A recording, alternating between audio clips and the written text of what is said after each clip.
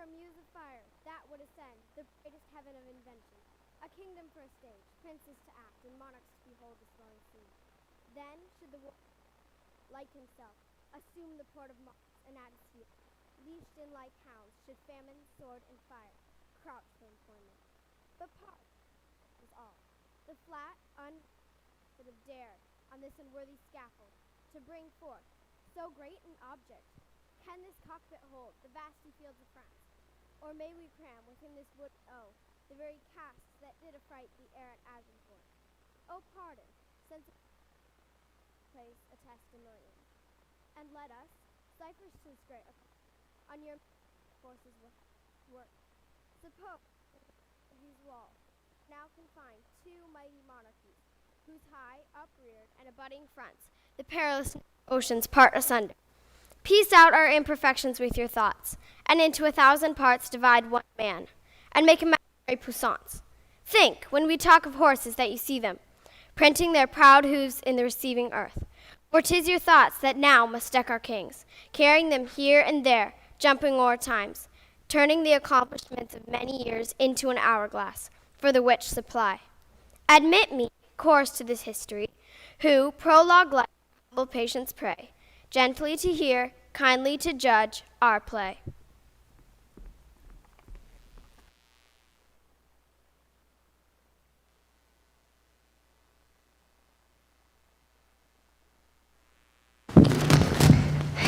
It must be thought on. If it pass against us, we lose the better half of our possession. This would drink deep. 'Twould drink the cup and all. The king is full of grace and fair regard, and a true lover of the Holy Church. His courses of youth promised it not. I've made an offer to his majesty, as touching France, to give a greater sum than ever at one time the clergy yet did to his predecessors part withal. The French ambassador, upon this instant, craved audience, and the hour, I think, has come to give him hearing. Is it 4 o'clock?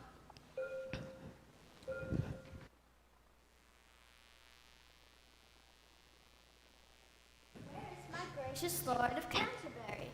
May God and his angels guard your sacred throne, and make you long become it.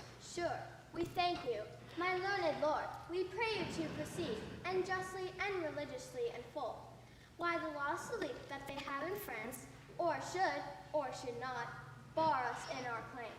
And God forbid, my dear and faithful Lord, that you would fashion, rest, or bow your reading. Therefore, take heed how you impugn our person, how you awake our sleeping sword of war. We charge you, in the name of God, take heed, for we will hear, note, and believe in heart that what you speak is in your conscience, washed as pure as sin with baptism. Then hear me, gracious sovereign, and you peers, that owe yourselves your lives and services to this imperial throne. There is no bar to make against your highness's claim to France, but this, which they produce from Fairmont. No woman shall succeed in Salique land. This Salique land the French unjustly gloze to be the realm of France, and Fairmont the founder of this law and female bar. Yet their own authors faithfully affirm that this land Salique is in Germany, between the floods of Saale and Elbe. Then doth it well appear that this Salique law was not devised for the realm of France. May I with right and conscience make this claim? The sin upon my head, dread sovereign, for in the book of Numbers it is writ, when the man dies, let the inheritance descend unto the daughter. Gracious Lord, stand for your own, unwind your bloody flag, look back into your mighty ancestors, O noble English, that could entertain with half the forces the full pride of France, and let another half stand laughing by, all out of work and cold for action. Your brother kings and monarchs of the earth do all expect that you shall rouse yourself, as did the former lions of your blood. They know your grace hath cause and means and might. So hath your highness, never king of England, had nobles richer and more loyal subjects, whose hearts left their bodies here in England and lie prevailed in the fields of France. Oh, let their bodies follow, my dear liege, with blood and sword and fire to win your right.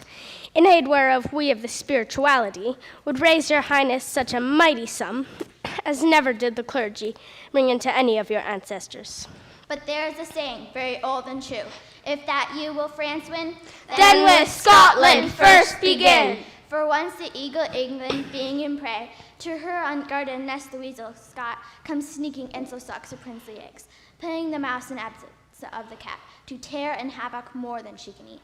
It follows then that the cat must stay at home, but that is but a crushed necessity, since we have locks to safeguard necessaries, and pretty traps to catch the petty thieves. Therefore to France, my liege, divide your happy England into 4, where if you take 1 quarter into France, and you withal shall make all Gallia shake. Call in messengers sent from the Dauphin. Now, are we well resolved, and, by God's help and yours, the noble sinews of our power, France being ours, will bend it to our awe, or break it all to pieces. Now, are we well prepared to know the pleasure of our fair cousin Dauphin? For we hear your greeting is from him, not from the king. May it please your majesty to give us leave, freely to render what we have in charge. Or shall I sparingly show you far off the Dauphin's meaning and our embassy? We are no tyrant, but a Christian king. Therefore, with frank and with uncurbed plainness, tell us the Dauphin's mind. Thus then in few, your highness, lately sending into France, did claim some certain dukedoms, in the right of your great predecessor, King Edward III. In answer of which claim, the prince, our master, says that you savor too much of your youth.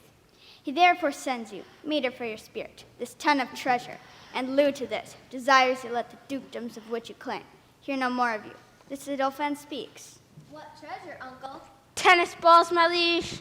We are glad the Dauphin is so pleasant with us. His present and your pains we thank you for. Once we have marched our rackets to these balls, we will, in France, by God's grace, play a set, shall strike his father's crown into the hazard, and tell him he hath made a match of such a wrangler, that all the courts of France will be disturbed with chases. And we understand him well, how he comes o'er us with our wilder days, not measuring what use we made of them.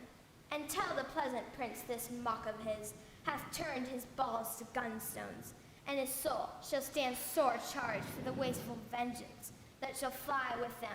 For many 1,000 widows shall this his mock out of their dear husband, mock mothers from their sons, mock castles down, and some are yet ungotten and unborn.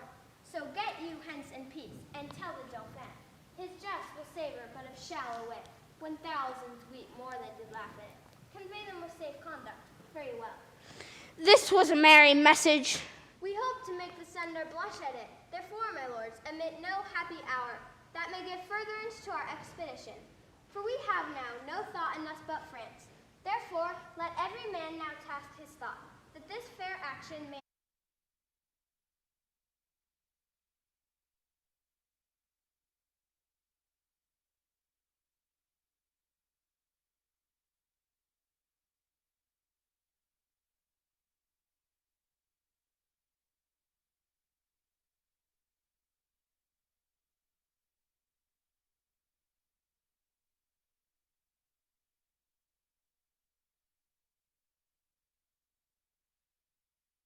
The youth of England are on fire.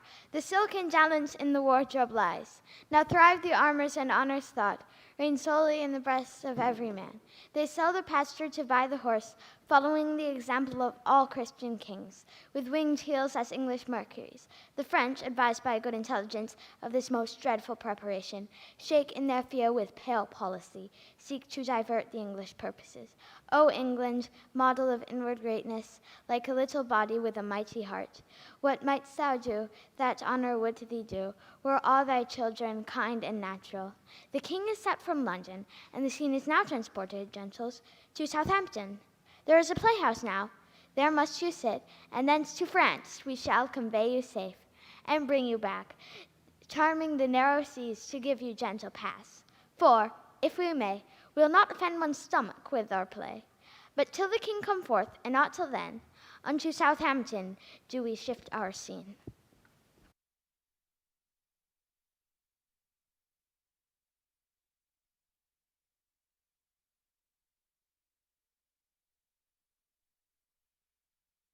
Well met, Corporal Nim. Good morrow, Lieutenant Bardolph. What, are you and ancient pistol friends yet? For my part, I care not. I say little, but when time shall serve, there shall be smiles.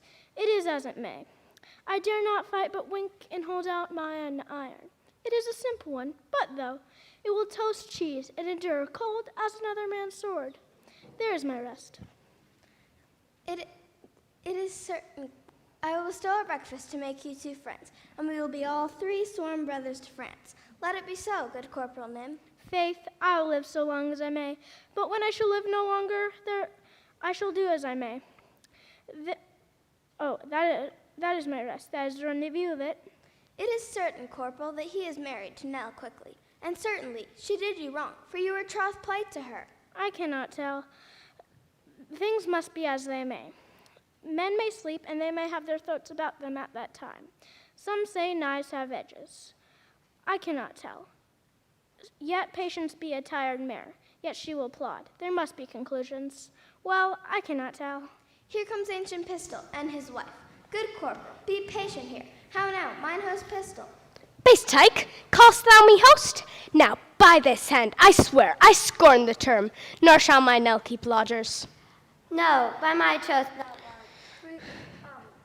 for we cannot lodge and board a dozen or 14 gentlemen that live honestly by the pick of their needles.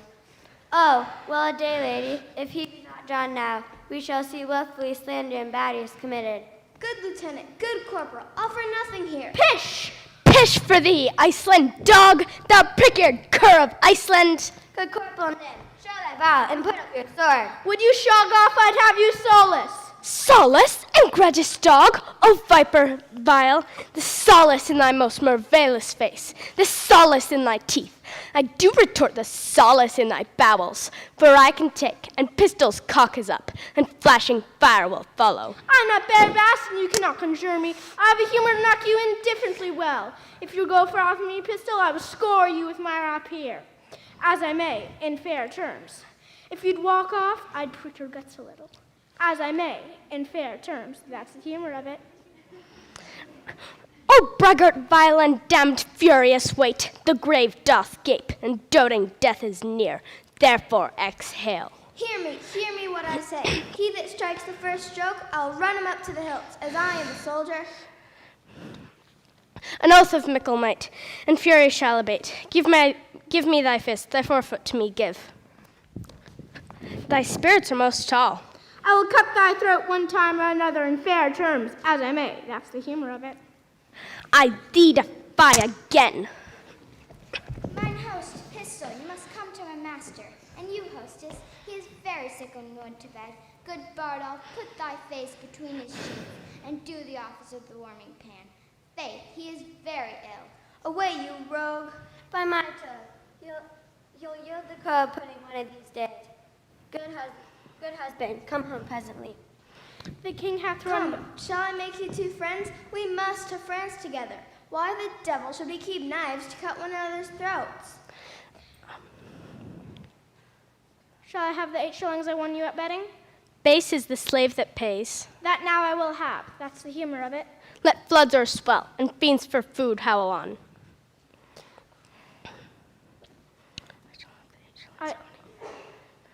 By this sword, he that makes the first thrust, I'll kill him. By this sword I will. Sword is an oath, and oaths must have their course. Corporal Nym, and thou wilt be friends. Be friends. And thou wilt not? Why, then be enemies, with me too. Prithee put up. I shall have the 8 shillings I won you at betting. And noble shalt thou have, in present pay, and liquor likewise will I give to thee. And friendship shall combine, and brotherhood. Give me thy hand. I shall have my noble. In cash most justly paid. Well then, that's the humor of it. As ever you came, woman, coming quickly to Sir John.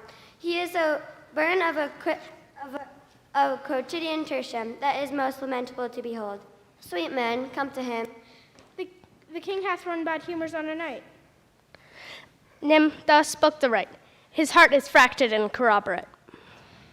The king is a good king, but it must be as it may. He runs some humors and careers.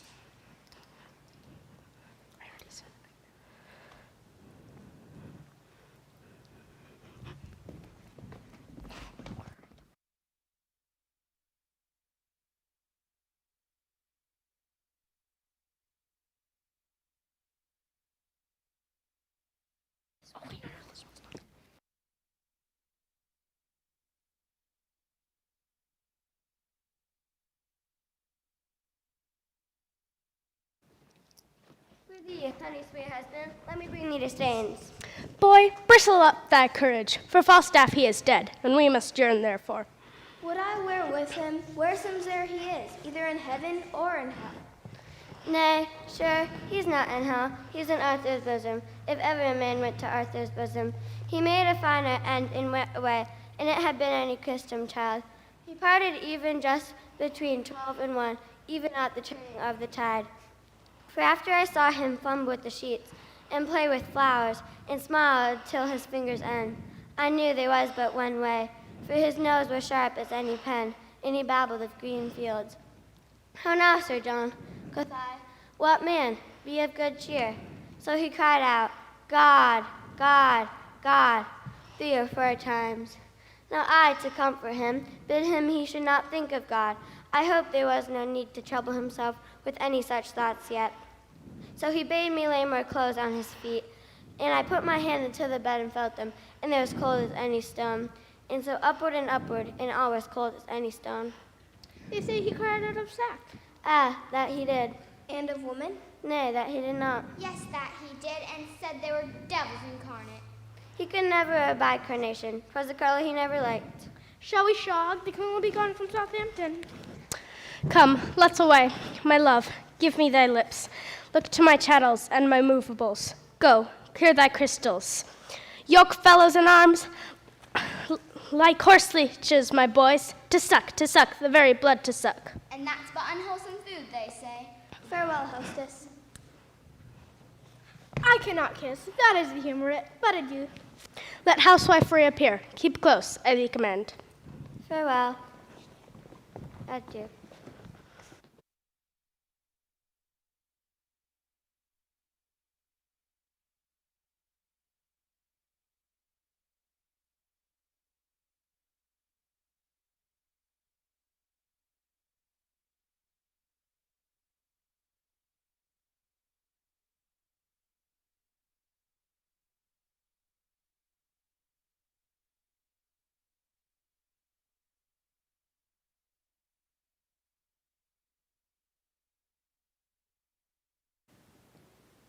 Thus comes the English with full power upon us, and more than carefully it us concerns, to answer royally in our defenses, and you, Prince Dauphin, with swift dispatches, to line and repair our town of war, with men of courage and means of defend it, for England approaches, makes as fierce as waters to the sucking of the Gulf. My most redacted father, 'tis most meet we arm ourselves against the foe, for peace itself should not so dull a kingdom.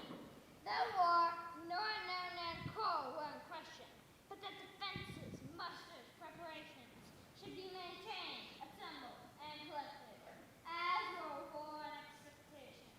Therefore I say, to meet we all go forth, to view the sick and feeble parts of France, and let us do it with no show of fear.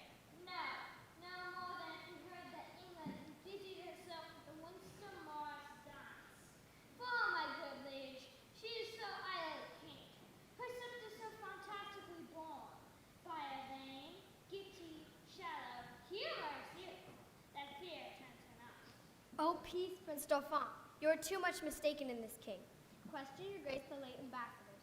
With what great state he heard their embassy. How well supplied with noble councilmen. How modest in exception and withal. How terrible in constant resolution. And you shall find his vanities forespent. Were but the outside of the Roman Brutus, covering discretion with a coat of folly, as gardeners do with ordure. Hide those words, that shall first spring and be most delicate.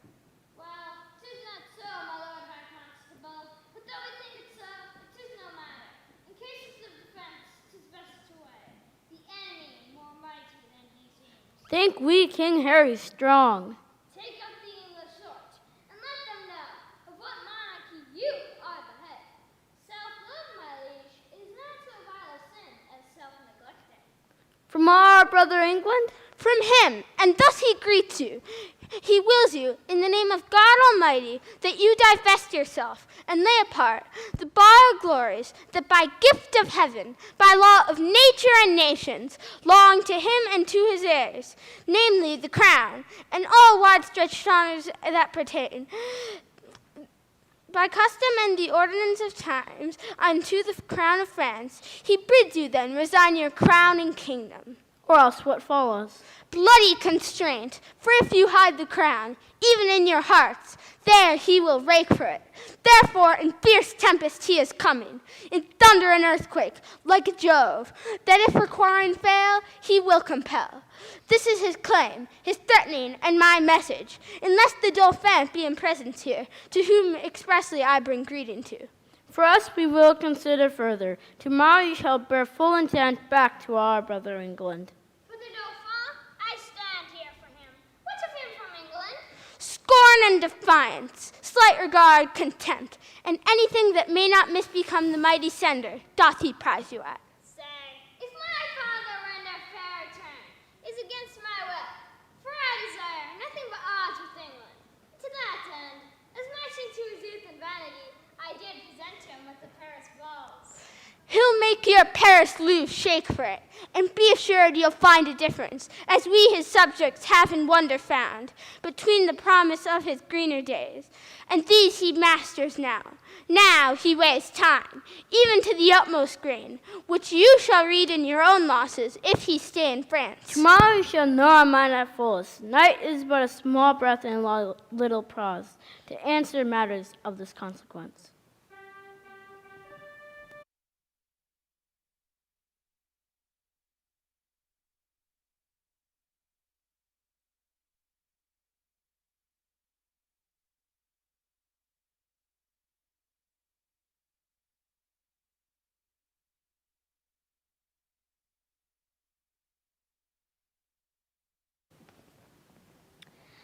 Thus with imagined wing our swift scene flies, in motion of no less celerity than that of thought. Suppose you have seen the well-appointed king at Hampton Pier, embark his royalty and his brave fleet, with silken streamers the young Phoebus fanning. Play with your fancies, and then behold, upon the hempen tackle, ship boys climbing. Hear the shrill whistle which doth order give, to sounds confused, borne with the invisible and creeping wind. Draw the huge bottoms through the furrowed sea. Breasting the lofty surge, oh, do but think, you stand upon the ravage, and behold, a city on the inconstant billows dancing. For so appears his fleet majestical, holding due course to Harfleur. Follow, follow, grapple your minds to the sternage of this navy. Work your thoughts, and therein see a siege. Behold the ordnance on their carriages, with fatal mouths gaping on girded Harfleur. Suppose the ambassador from the French comes back, tells Harry that the king doth offer him Catherine his daughter, and with her to dowry some petty and unprofitable dukedoms. The offer likes not, and the nimble gunner with linstock the devilish cannon touches. And down goes all before them. Still be kind, and eke out our performance with your mind.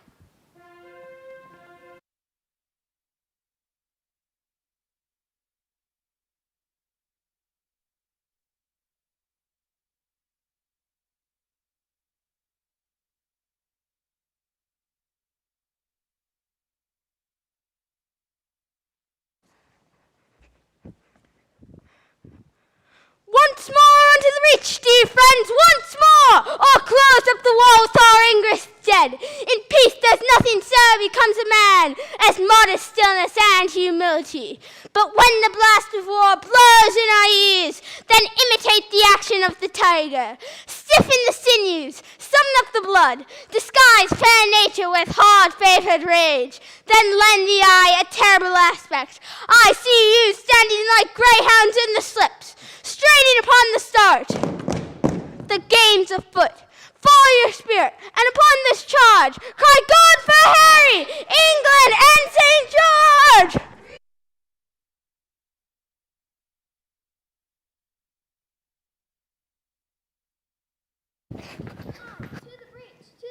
Pray be, corporal, the knocks are too hot.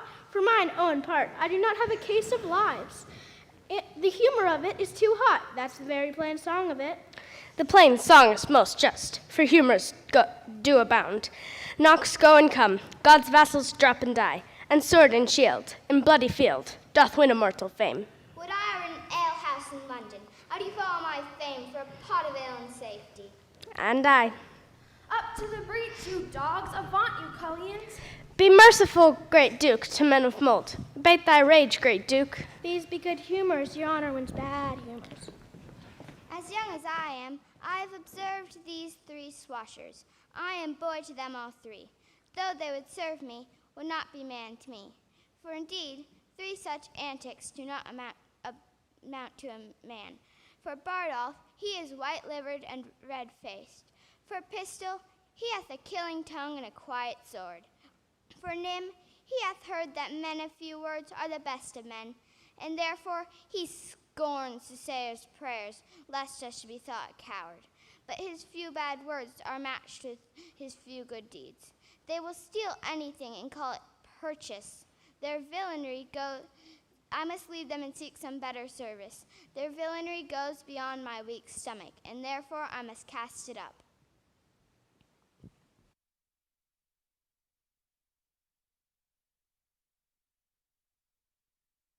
Flynn, you must come presently to the mines. The Duke of Gloucester would speak with you. To the mines? Tell you the Duke it is not so good to come to the mines. For look you, the mines is not according to the disciplines of the war. The concavities of it is not sufficient. The Duke of Gloucester, to whom the order of the siege is given, is altogether directed by a very valiant gentleman in faith. It is Captain Macamorris, is it not? I think it be. He is an ass. He has no more directions in the true disciplines of the war, look you, of the Roman disciplines, than is a puppy dog. The town sounds a parley. When there is more better opportunity to be required, look you, I will be so bold as to tell you, I know the disciplines of the war, and there's an end.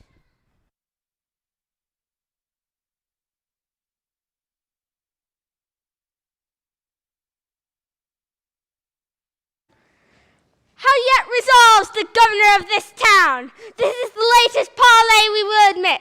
Therefore, to our best mercy give yourselves, or, as men proud of destruction, defy us to our worst.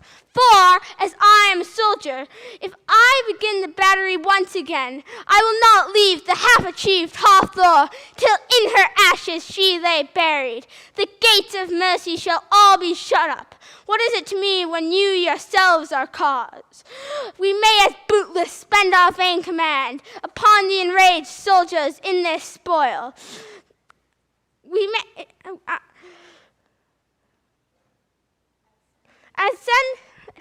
send precepts to the Leviathan to come ashore. Therefore, you men of Hathor, take pity of your town and of your people, whilst yet my soldiers are in my command. If not, why in a moment look to see your fathers taken by the silver beads, their most reverend heads dashed upon the walls. What say you? Will you yield and disavoid, or guilty in defense be thus destroyed? Our expectation hath this day and end. The default, who was suffers being treated, returns us that his powers are not yet ready. We yield our town and lives to that soft mercy. Enter our gates, dispose of us and ours, for we no longer are defenseless. Open your gates. Go you and enter her floor, and there remain. Fortify it strongly against the French. Use mercy to them all. Tonight in Harfleur we will be your guest. Tomorrow for the march are we addressed.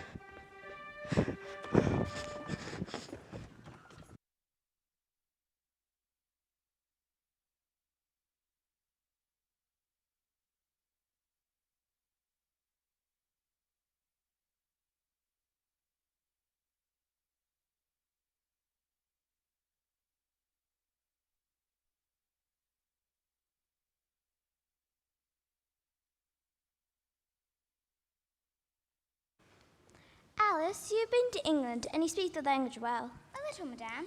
I pray thee, teach me. I must learn to speak. What do you call the hand in English? The hand, we call it die hand. Die Hand. And the fingers? The fingers, by my faith, I forget the fingers. But I shall remember. The fingers, I think they are called die fingers. Yes, die fingers. The hand, die Hand. The fingers, die fingers. I think I am a good student. I've quickly gained 2 words in English. Now, tell me the English for the nails. Denials, madame. Denials. Listen, tell me if I speak well. De hand, de fingers, denials. 'Tis well said, madame. It is very good English. Tell me the English for the arm. The arma, madame. And the elbow? Delbo. Dilbo. I shall recite all the words you have taught me thus far. It is too difficult, madame, I think. Excuse me, Alice. Listen. De hand, de fingers, denials, de arma, dilbo. Delbo, madame. Oh, gracious sakes, I forgot. Delbo. Tell me the English for the neck. De neck. And the chin? De sin. De sin. The neck, de nick, the chin, de sin. Have you not already forgotten what I have taught you? No, I will set it to you promptly.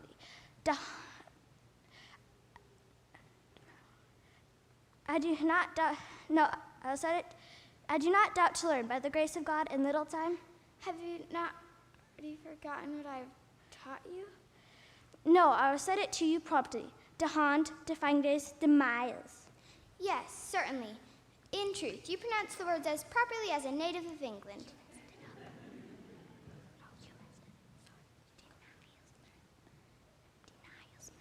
Denials, madame.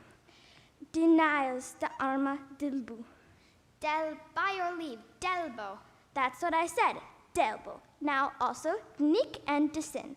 Tell me the English for the toes and the shoes and the gown. The little piggies, madame, the heels of height and the dregs. The little piggies? The heels of heights and the dregs? Oh, Lord in heaven, these are terrible words. Bad, hard, harsh, corrupt, gross, and impudent, and not for ladies of honor to use. I do not wish to pronounce these words before the Lord of France. For the little piggies and the dregs? Nonetheless, I'll recite once more my lesson all together. De hand, de fingers, de nails, de arma, dilbu, de nick, de sin, the little piggies, the heels of height, and the dregs. Excellent, madame. That's enough for one time. Let us to dinner.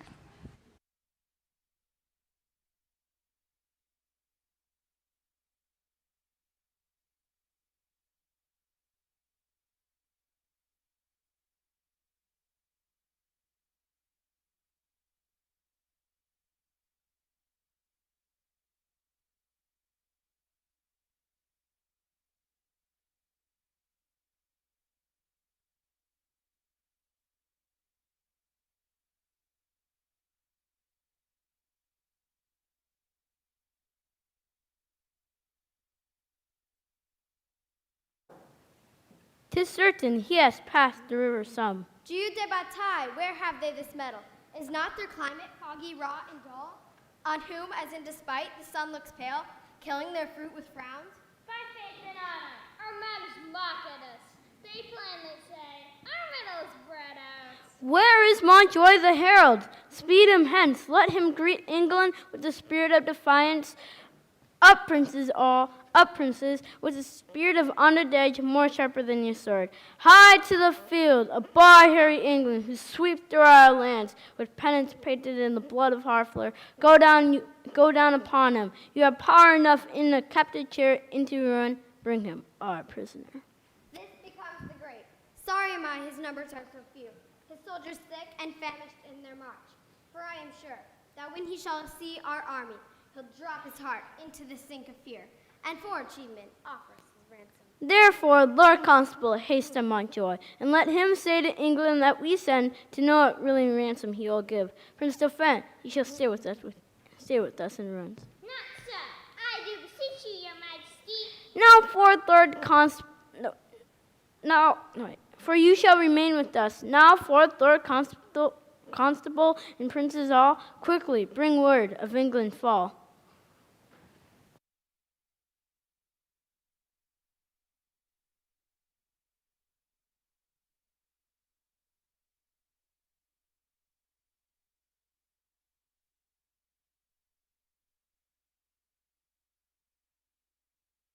Flynn, from the bridge? I assure you, there's very excellent services committed at the bridge. Is the Duke of Exeter safe? The Duke of Exeter is as magnanimous as Agamemnon, and a man that I love and honor with my soul and my heart and my duty and my life and my living and my uttermost power. He keeps the bridge most valiantly with excellent discipline. There is an ancient lieutenant there at the bridge. I think in my very conscience he is as valiant a man as Mark Antony. What do you call him? He is called Ancient Pistol. I know him not. Here's the man.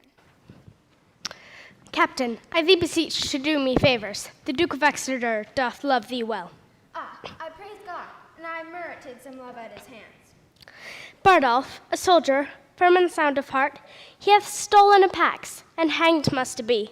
A damned death. Let gallows gape for dogs. Let the man go free. But Exeter hath given a doomed death for pax of little price. Speak, Captain. The Duke will hear thy voice. Let not Bardolph's vital thread be cut with edge of penny cord and vile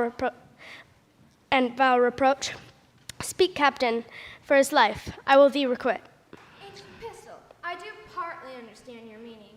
Why then rejoice therefore?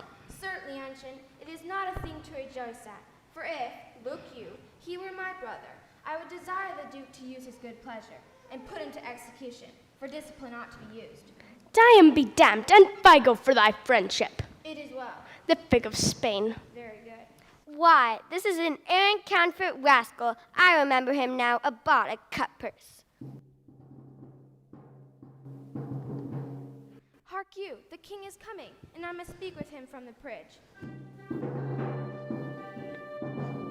God bless your majesty. How now, Florin? Camest thou from the bridge? Ah, so please your majesty, the Duke of Exeter has very gallantly maintained the bridge. The French has gone off, look you, and there is gallant and most brave passages. What men have you lost, Florin? Marry, for my part, I think the Duke hath lost never man, but one that is like to be executed for robbing a church. One Bardolph, if your majesty know the man, his face is all bubicles and whelks and knobs and flames of fire, but his nose is executed, and his fire's out. We would have all such offenders cut off, and we give express charge that in our marches through the country, nothing be compelled from the villages, nothing taken but paid for when lenity and cruelty play for a kingdom, the gentler gamester is the sooner winner. Me by my habit, Well then, I know thee. What shall I know of thee? my master's mind. Unfold it.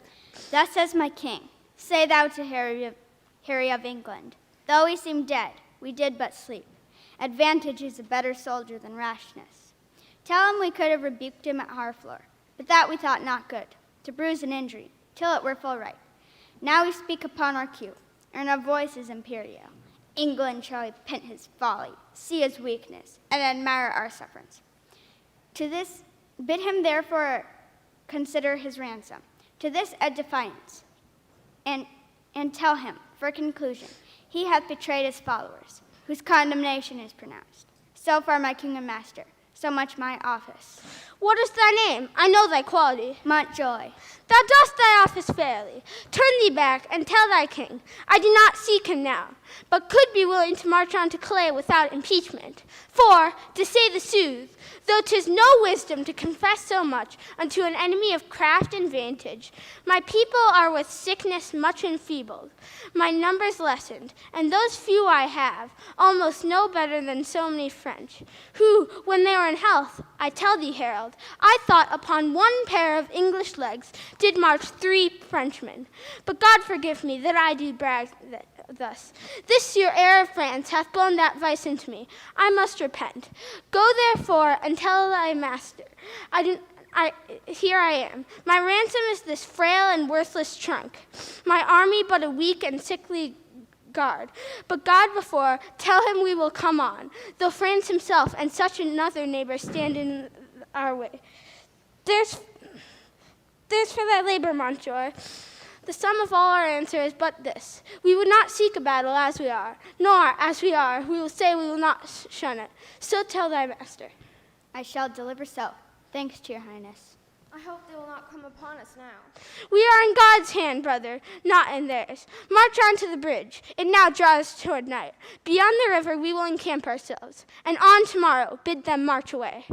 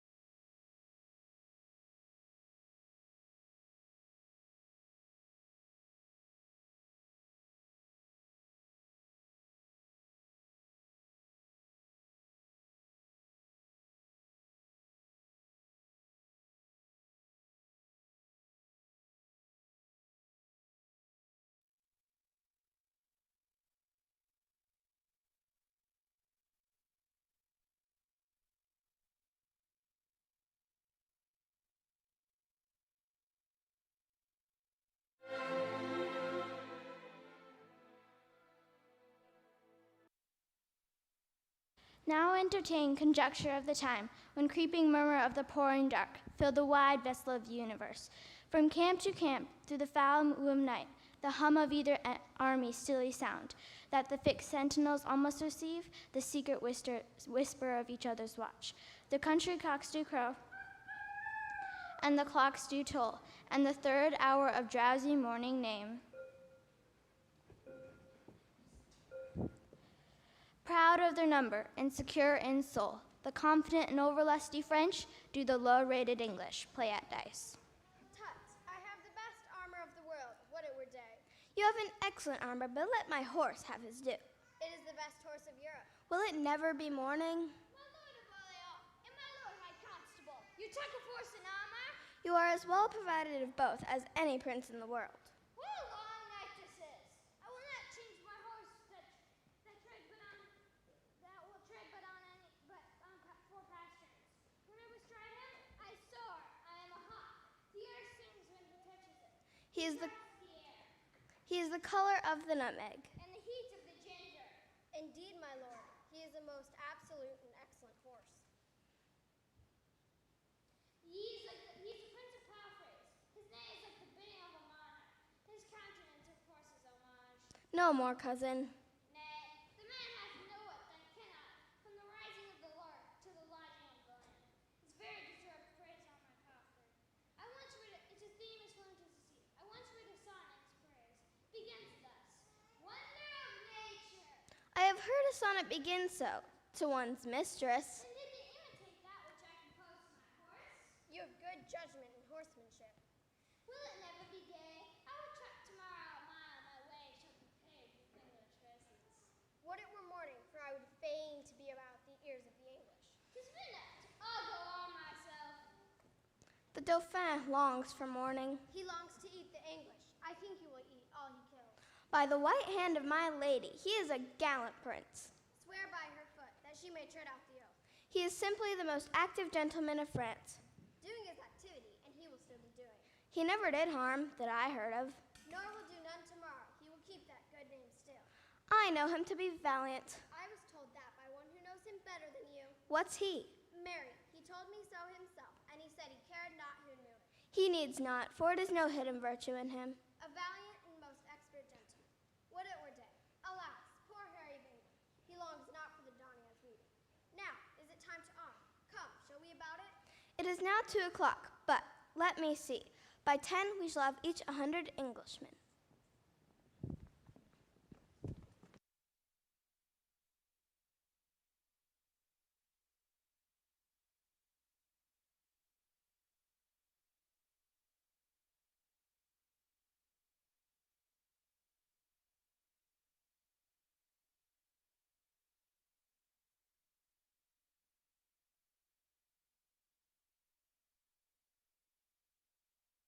And English, like sacrifices by their watchful fire, sit patiently and inly ruminate the morning's danger. Oh, now who will behold the royal captain of the ruined band, walking from watch to watch, from tent to tent? Let him cry, praise and glory on his head. For forth he goes and visits all his host, and upon his royal face there is no unworthiness may define a little touch of Harry in the night.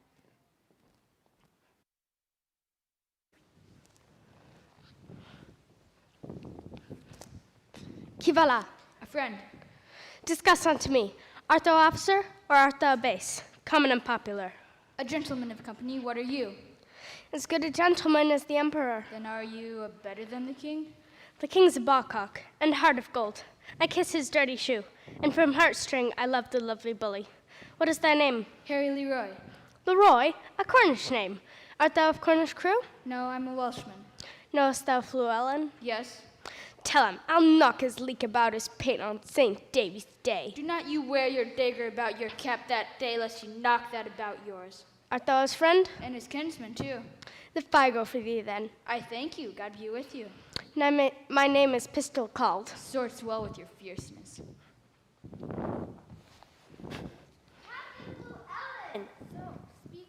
Why, the enemy is loud. You hear him all night. If the enemy is an ass and a fool, and a prating coxcomb, it is meet Think you that we should also, look you, be an ass and a fool and a prating cox come in your conscience now? I will speak lower. I pray and beseech you that you will. Though it appear out of fashion, there is much care and valor in this Welshman. Brothers, don't say, is not that the warning which breaks yonder? I think it be, but we have no great cause to desire the approach of day. We see yonder the beginnings of the day, but I fear we shall never see the end of it. Who goes there? A friend, Under which captain serve you? under Sir Thomas Erpingham. A good old captain and a most kindly gentleman. I pray you, what think he of our estate? Even as men wrecked upon the sand that looked to be washed off the next tide. He hath not told his thought to the king? No, nor does not meet he should. For though I speak to you, I think the king is but a man, as I am. The violet smells to him, as it doth to me. The element shows to him, as it doth to me. Therefore, when he sees reason of fears, his fears, out of doubt, be of the same relish as ours. Yet in reason, no man should possess him with any appearance of fear, lest he by showing it should dishearten his army. He may show what outward courage he will, but I believe, as cold as night, as 'tis he could wish himself in Thames up to the neck. And so I would he were, and I by him, at all adventure, so we were quit here. By my troth, I will speak my conscience of the king. I think he would not wish himself anywhere but where he is. Then I would he were here alone, so that he should be ransomed, and a many poor men's lives saved. I dare say you love him not so ill, to wish him here alone. Howsoever you speak this, to feel other men's minds, methinks I could not die anywhere so contented as in the king's company, his cause being just and his quarrel honorable. That's more than we know. Aye, or more than we should seek after. For we know enough. If we know we are the king's subjects, if our cause be wrong, our obedience to the king wipes the crime of it out of us. But if the cause be not good, then it will be a black matter for the king who led them into it, whom, to disobey, were against all proportions of subjection. So, if a son who is by his father sent about merchandise do sinfully miscarry upon the sea, the imputation of his wickedness by your rule should be imposed on his father that sent him. But this is not so. The king is not bound to answer to the particular endings of his soldiers, the father of his son, nor the master of his servant. For they purpose not their death when they purpose their services. I do not desire that I should answer for him, and yet I determined to fight lustily for him. I myself heard the king say he would not be ransomed. He said so to make us fight cheerfully. But when our throats are cut, then he may be ransomed, and we ne'er the wiser. If I live to see it, I will never trust his word after. You may as well go about to turn the sun to ice with fanning his face with a peacock's feather. You'll never trust his word after. Come, 'tis a foolish saying. Your proof is something too round. I should be angry if the time were convenient. Let it quarrel between us if you live. I embrace it. How shall I know thee again? Here, give me any gauge of thine, and I will wear in my belt. Then, if thou ever darest acknowledge it, I will make it my quarrel. Here's a glove. Give me another. There. Be friends, you English fools, be friends. We have French quarrels now, if you could tell how to reckon. Upon the king, let us our lives, our souls, our debts, our careful wives, our children, our sins lay on the king. We must bear all, O hard condition. O God of battles, steel my soldiers' hearts, possess them not with fear. Take from them now any sense of reckoning. If the opposed numbers pluck their hearts from them, I know thy errand. I will follow thee. The day, my friends, and all things stay for me.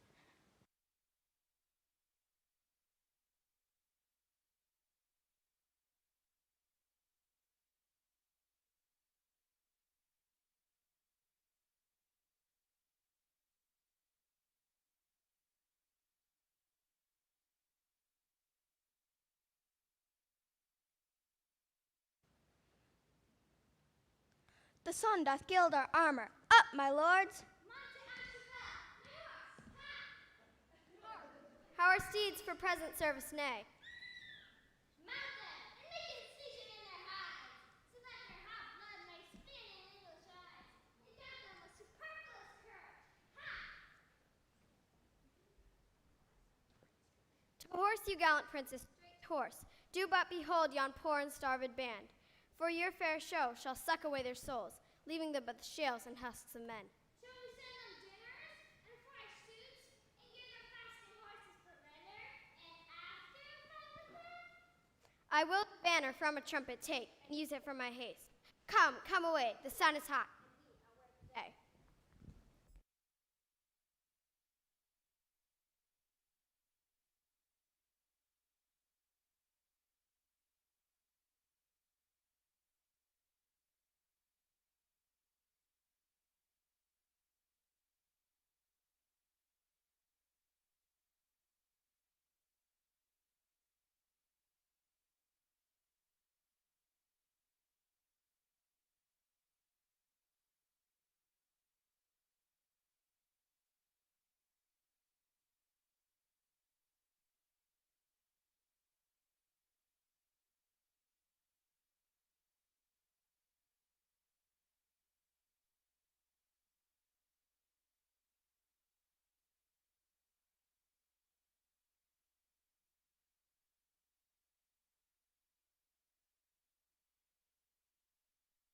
Where's the king? The king himself is rode to view the battle. Got down and strike with us, to the fearful odds. There's 5 to 1, besides they are all fresh. Of fighting men they have full 70,000. Oh, that we now have here but 110,000 of those men in England that do not work today. What's he that wishes so? My cousin Westmoreland? No, my fair cousin. If we are marked to die, we are now, to do our country loss. And if to live, the fewer men, the greater share of honor. God's will, I pray thee. Oh, do not wish one man more. No faith, my coz, wish not a man from England. God's peace, I would not lose so great an honor as one man more, methinks would share from me. For the best hope I have, oh, do not wish one more. Rather, proclaim it, Westmoreland, to my host, that he that hath no stomach to this fight, let him depart. His passport shall be made, and crowns for convoy put into his purse. For we would not die in that man's company, that fears his fellowship to die with us. Today is called the Feast of Crispin, and he that outlives this day, and comes safe home, will stand a tiptoe when the day is named, and rouse himself at the name of Crispin. He that shall live this day, and see old age, will yearly on the vigil feast his neighbors, and say, Tomorrow is St. Crispin. Then he'll strip his sleeve, and show his scars, and say, These wounds I got on Crispin's day. Old men forget, yet all shall be forgot. But he'll remember with advantages what feats he did that day. Then shall our names, familiar in his mouth as household words, be in their flowing cups, freshly remembered. This story shall the good man teach his son, and Crispin and Crispinian ne'er go by. But we in it shall be remembered. We few, we happy few, we band of brothers, for he today that sheds his blood with me shall be my brother. Be he ne'er so vile, this day shall gentle his condition. And gentlemen back in England, now abed, shall think themselves accursed they were not here, and hold their manhoods cheap, while any speaks that fought with us upon St. Crispin's day. My sovereign lord, bestow yourself with speed. The French are bravely in their battle set, and will with all expedients charge on us. All things are ready, for minds be so. Perish the man whose mind is backward now. Dost thou not wish more help from England, coz? God's will, my liege, would you and I alone, without help, fight this royal battle. Why now thou hast to unwish 5,000 men, which likes me better than to wish this one. You know your places, men. God be with you all. Once more I come to know of thee, King Harry, if for thy ransom thou wilt now compound, before thy most assured overthrow. Who hath sent thee now? The Constable of France. I pray thee, bear my former answer back. Bid him achieve me, then sell my bones. Herald, save thou thy labor. Come thou no more for my ransom, gentle herald, for they shall have none, I swear, but these my joints, which if they have, as I will leave them, shall yield them little. Tell the constable. I shall, King Harry, and so fare thee well. Thou wilt never shalt hear herald any more. Now, soldiers, march away, and how thou pleasest God, dispose the day.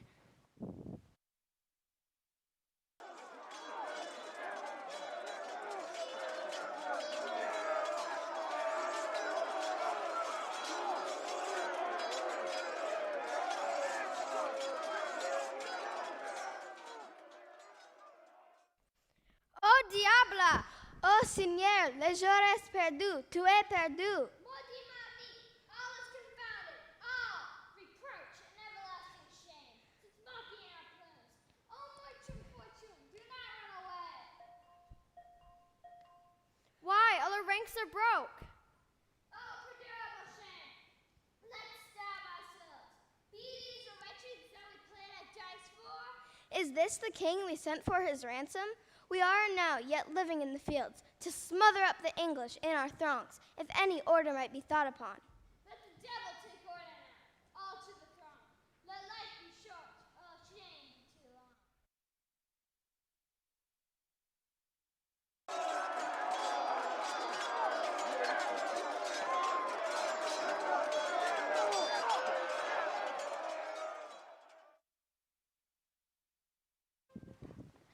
Well have we done, thrice valiant countrymen, but all is not done. Yet keep the French the field. The Duke of York commends him to your majesty. Lives he, good uncle? Thrice within this hour I saw him down, thrice back up again in fighting. From helmet to spur all blood was his he. In which array brave soldier doth he lie, lauding the plains, and by his bloody side, York fellow to his honor owing wounds, the noble Earl of Suffolk also lies. Suffolk first died, and York all haggled over. The pretty and sweet manner of it forced those waters in me, which I would have stopped, but had not so much of man in me, and all my mother came into mine eyes, and gave me up to tears. I blame you not, for, hearing this, I must perforce compound with mistful eyes, or they will issue too. But hark, what new alarm is this? The French have reinforced their scattered men. Come, we must defend the English forces.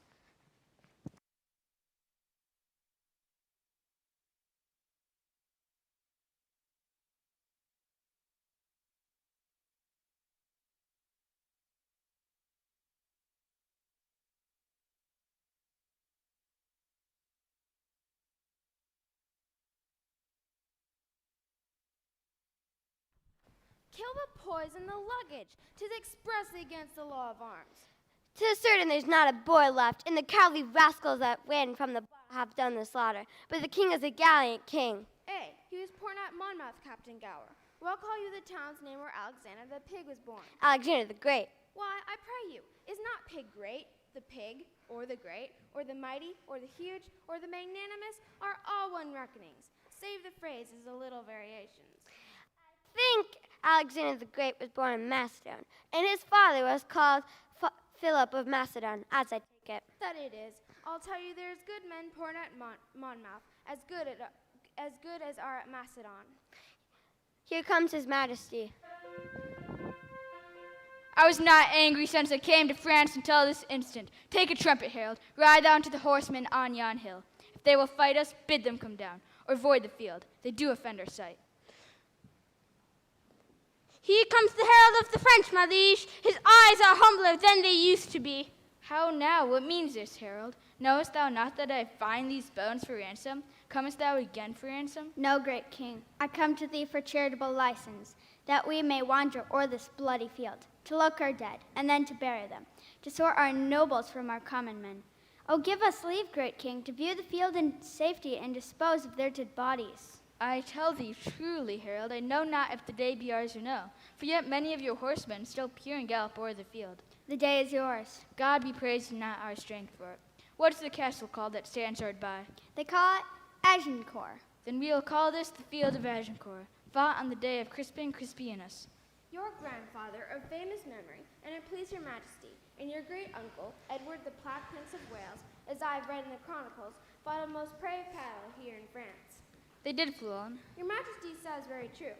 If your majesties is remembered of it, the Welshmen did good service in a garden where leeks did grow, wearing leeks in their Monmouth caps, which, your majesty know, to this hour is an honorable badge of the service. And I do believe your majesty takes no scorn to wear the leek upon St. David's Day. I wear it as a memorable honor, for I'm Welsh, you know, good countrymen. Go call yonder fellow hither. Soldier, you must come to the king. Soldier, why wearest thou that glove in thy belt? 'Tis a gage of when I should fight withal if he be alive. An Englishman? A rascal that swaggered with me last night, who, if alive, and ever dared to challenge this glove, I have sworn to take him a box off the ear. What think you, Captain Fluon? Is it fit this soldier keep his oath? He is a craven and a villain else, and please your majesty, in my conscience. Then keep thy vow, sirrah, when thou meetest the fellow. I will, my liege, as I live. Who servest thou under? Under Captain Gower, my liege. I pray thee, call him hither to me. I will, my liege. Fluon, wear thou this favor with me and stick it in thy belt. Knowest thou Gower? He is my dear friend, and please you. I pray thee, go seek him and bring him to my tent. I will fetch him. Exeter, follow Llewellyn closely at the heels. For the glove which I have given him, for favor, may happily purchase him a box on the ears. It is the soldier's, I by bargain should wear it myself. If that the soldiers strike him as I judge, by his blunt bearing he will keep his word. Some sudden mischief may arise of it. Follow, and see there be no harm between them.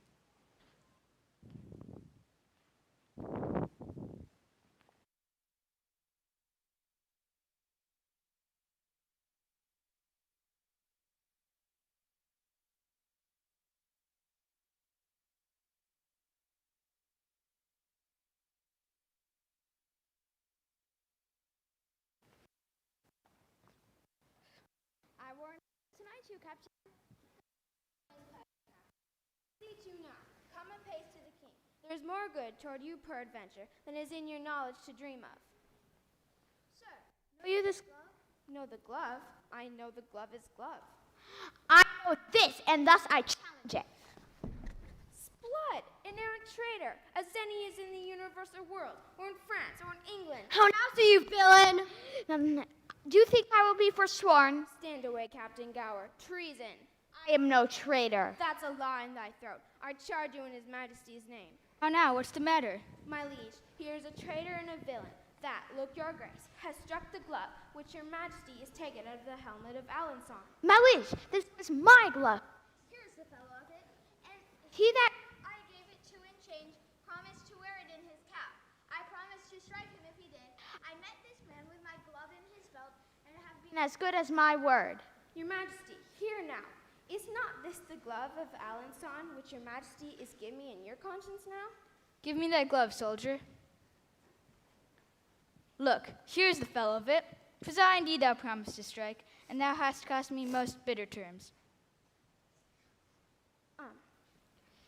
And please your majesty, let his neck answer for it. How canst thou make me satisfaction? all offenses, my liege, come from the heart. None came any from mine that may offend your majesty. It was ourselves thou didst abuse.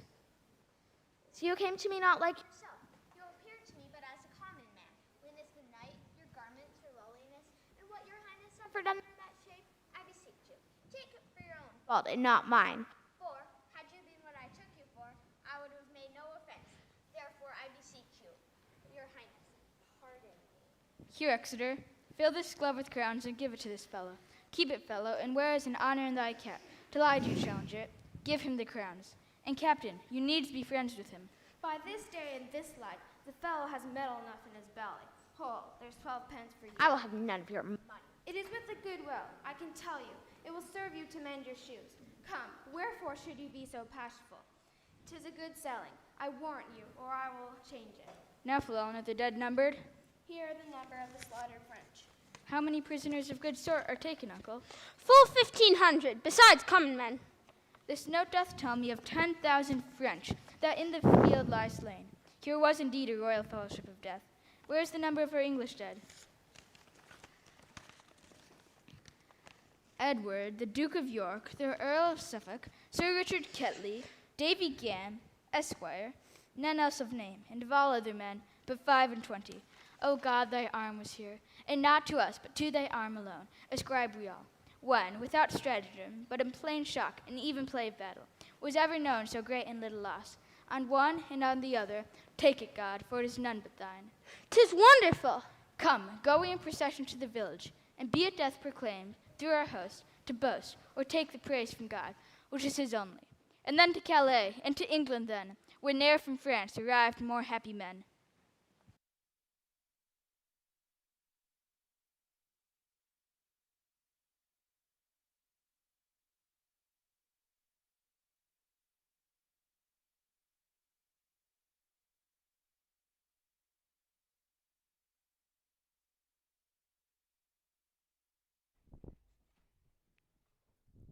Vouchsafe to those that have not read the story, that I may prompt them, and of such as have, I humbly pray them to admit the excuse of time, of numbers, and due course of things, which cannot in their huge and proper life be here presented.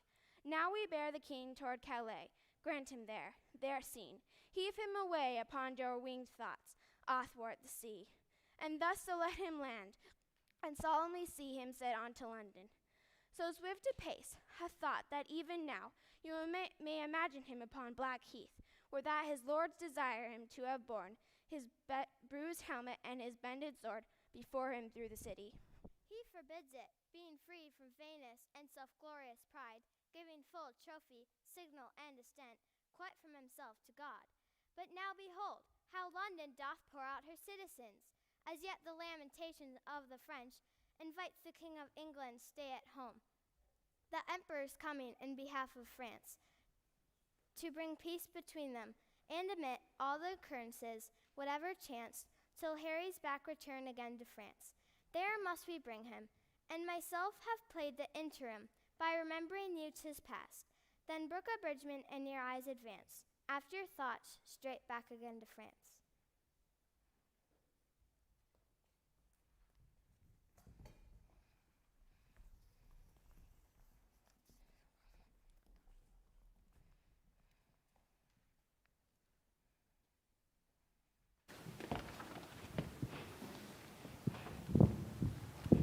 Peace to this meeting, wherefore we are met, unto our brother France and unto our sister. Health and fair time of day, joy and good wishes to our most fair and princely cousin Catherine. Right joyous are we to behold your face, most worthy brother England, fairly met, princes English, everyone. My duty to you both, on equal let, great kings of France and England, that I have labored with all my wits, my pains, and strong endeavors, to bring your most imperial majesties unto this bar and royal interview. Your mightiness on both parts best can witness. Since then my office hath so far prevailed, that face to face and royal eye to eye, you have congregated, let it not disgrace me. That if I demand before this royal view, what rub or what impediment there is, why, that the naked, poor, and mangled peace, dear nurse of arts and joyful births, should not in this best garden of the world our fertile France put up her lovely visage? You are assembled, and my speech entreats, that I may know the let why gentle peace should not expel these inconveniences and bless us with her former qualities. If, Duke of Burgundy, you wed the peace, whose want gives growth to the imperfections which you have cited, you must buy that peace with full accord to all our just demands. The king hath heard them, to the which as yet there is no answer made. I have but with the cursory and overglanced articles. Please it your grace to appoint some of your council presently to sit with us once more with better heed to resurvey them.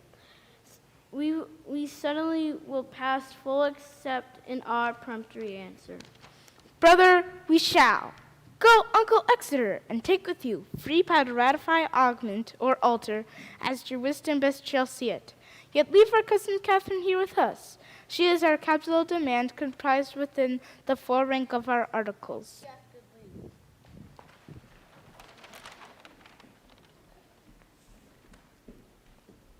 Fair Catherine, and most fair, will you vouchsafe to teach us soldiers' terms, that such will enter a lady's ear, and plead his love so to her gentle heart? Your majesty shall mock at me. I cannot speak your England. Fair Catherine, if you will love me soundly with your French heart, I will be glad to hear you confess it brokenly with your English tongue. Do you like me, Kate? Pardonnez-moi. I cannot tell if that is like me. An angel is like you, Kate. You are like an angel. What did you say? That I resemble the angels? Yes, certainly. Save your grace, he said. I said so, dear Catherine, and I must not blush to affirm it. In faith, Kate, my wooing is fit for thy understanding. Wait, no. And I am glad thou canst speak no better English, for if thou couldst, thou wouldst find me such a plain king, and you would think I had sold my farm to buy my crown. I know no ways to mince it in love, but directly say I love you, and so clap hands in a bargain. How say you, lady? Save your honor. Me understand them. Mary, if thou would have such a one, take me, take a soldier, take a king. But Kate, but what sayest thou to my love? Speak, my fair, and fairly I pray thee. I cannot tell if that is that. Can any of your neighbors tell, Kate? I'll ask them. Come, I know as thou lovest me.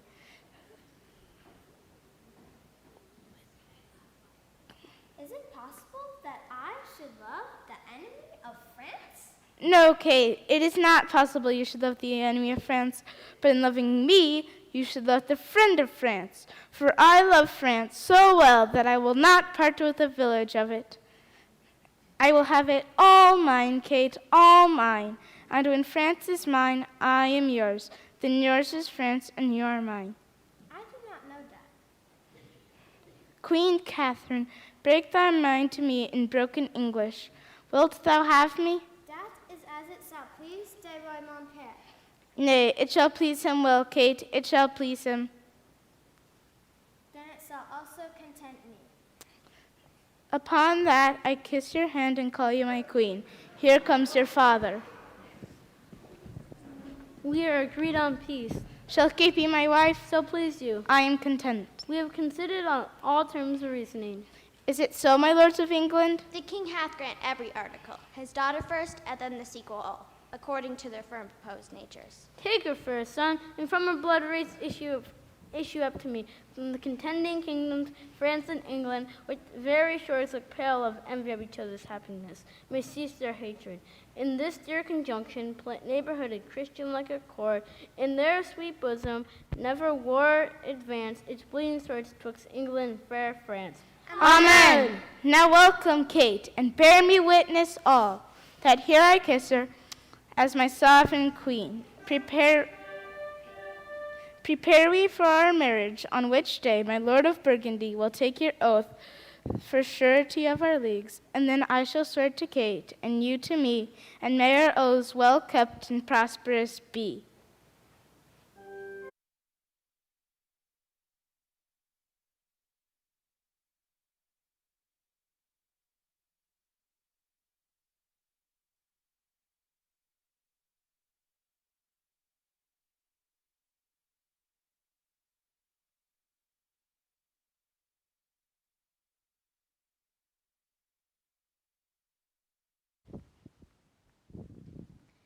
Thus far with rough and all an able pen, our bending author hath pursued the story. In little room confining mighty men, mangling by starts the full course of their glory. Small time, but in this small most greatly lived, our star of England, fortune made his sword, by which the world's best garden be achieved. And of it left his son imperial lord, Henry VI, in infant bands, crowned King of France and England. Did this king succeed, whose state so many had the managing, that they lost France and made his England bleed, which oft our sage hath shown? And for their sake in your fair minds let this acceptance take.